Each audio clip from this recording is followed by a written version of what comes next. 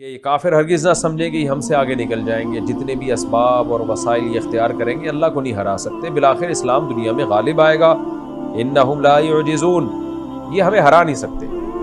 اب جب اللہ نے مسلمانوں کو امید دلا دی کہ غالب تم نے ہی آنا ہے، تو ہو سکتا ہے مسلمان دھوکے میں آتے اور کہتے چلو اب تو ہم ہاتھ پہ ہاتھ رکھ کے بیٹھ جاتے ہیں، ہمیں تو کچھ کرنے کی اب ضرورت ہی نہیں ہے، ہم بس اللہ اللہ کرتے ہیں، مسجدوں میں اعتکاف کرتے ہیں، رمضان کے روزے رکھتے ہیں، حج کرتے ہیں، اب ہمیں کچھ کرنے کی ضرورت نہیں ہے۔ تو اللہ نے کہا دیکھو جو میرا کام ہے وہ میں کروں گا، تمہارا جو کام ہے وہ تم نے کرنا ہے۔ وہ کیا کرنا ہے؟ تم نے اسباب اختیار کرنے ہیں۔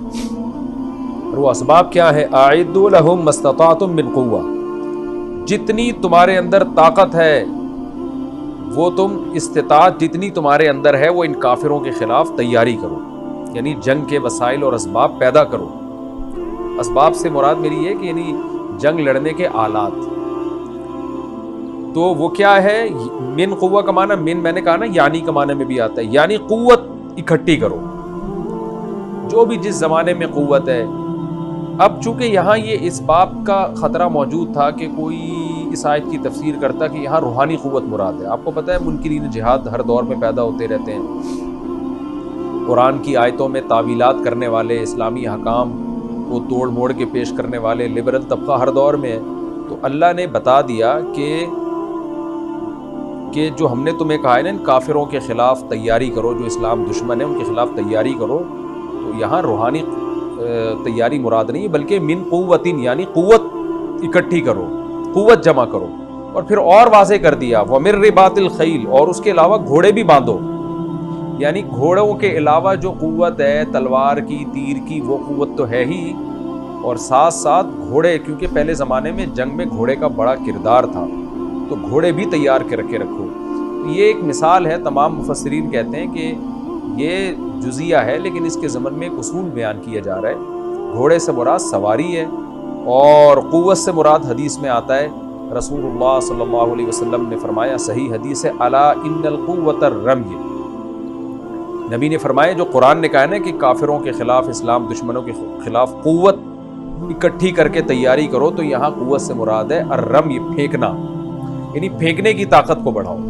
پھینکنے کی طاقت کیا ہے؟ پہلے زمانے میں تیر نیزے تھے، آج کے زمانے میں پھینکنے کی طاقت میں میزائل ہیں، بم ہیں، بارود ہے، ٹینک کے ذریعے آپ پھینکتے ہیں۔ جتنی بھی پھینکنے کی ٹیکنالوجی ہے، آپ اپنے مقام پہ بیٹھ کے فائر کرتے ہیں، وہ تمام حدیث کی روشنی میں اس آیت میں داخل ہے، کیونکہ آپ نے اس کی تعبیر جو تشریح کی ہے رم سے کی ہے، اور رمی عربی میں پھینکنے کو کہتے ہیں۔ آپ دیکھیں نا جب ہم حج پہ جاتے ہیں تو رمی کرتے ہیں نا، رمی اردو کا لفظ، عربی کا لفظ ہے رمی، جس کو ہم اردو میں آسانی کے لیے رمی کہتے ہیں، کیونکہ اردو میں یہ رمی کی جو پروننسیشن ہے یہ ذرا مشکل ہے، تو اس لیے اس کو اردو دان رمی کہہ دیتے ہیں، ورنہ اصل لفظ ہے رمی۔ تو ہم کیا کرتے ہیں؟ رمی کرتے ہیں، تو وہ بھی پھینکنے کا عمل ہے نا، شیطان کو کنکریاں مارتے ہیں، تو جہاں بھی پھینکنے کا عمل ہوگا اس کو عربی میں رمی کہا جائے گا۔ تو رسول اللہ صلی اللہ علیہ وسلم نے اس آیت کی تشریح میں فرمایا، الا خبردار سنو، قوت سے مراد رمی ہے۔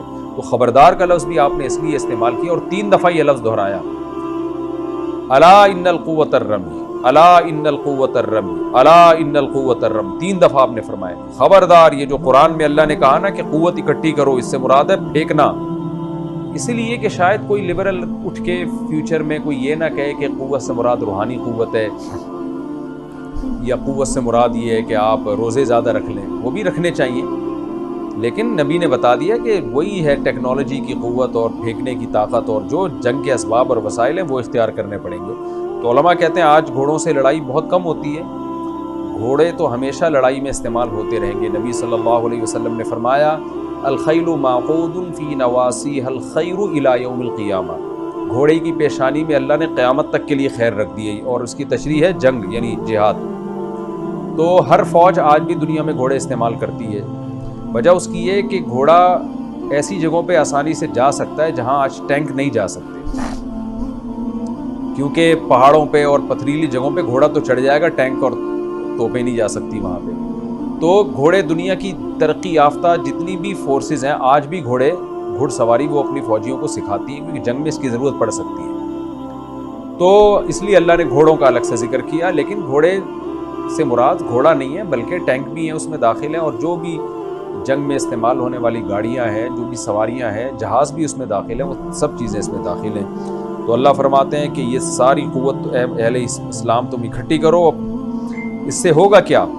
ترہبون بہ عدو اللہ وعدوکم، اس کے ذریعے تم اللہ کے اور اپنے دشمنوں کو ڈراؤ گے۔ وہ تمہارے ایمان کی طاقت دیکھ کے ڈرے نہ ڈریں، تمہارے اسلحہ اور طاقت اور پاور اور فوجی قوت دیکھ کے ضرور ڈریں گے وہ، تو اس کے ذریعے وہ ڈریں گے اور تم پہ حملہ کرنے سے باز آئیں گے وہ۔ وآخرین من دونہم، اور بہت سے وہ لوگ بھی ڈریں گے جو ان کے علاوہ ہیں، لا تعلمونہم، تم ان کو نہیں جانتے، واللہ یعلمہم، اللہ ان کو جانتا ہے۔ کیا مطلب؟ قیامت تک ایسے بہت سارے دشمن آتے رہیں گے جن کا اہل اسلام کو یا اسلامی حکومتوں کو بھی علم نہیں ہوگا، تو ہو سکتا ہے وہ اوپر تمہارے دوست بنے ہوئے ہوں، لیکن جب تمہاری پاور، تمہاری طاقت دیکھیں گے تو وہ بھی ڈریں گے۔ بھائی ان کے خلاف سازش کرنے سے پہلے 100 دفعہ سوچو۔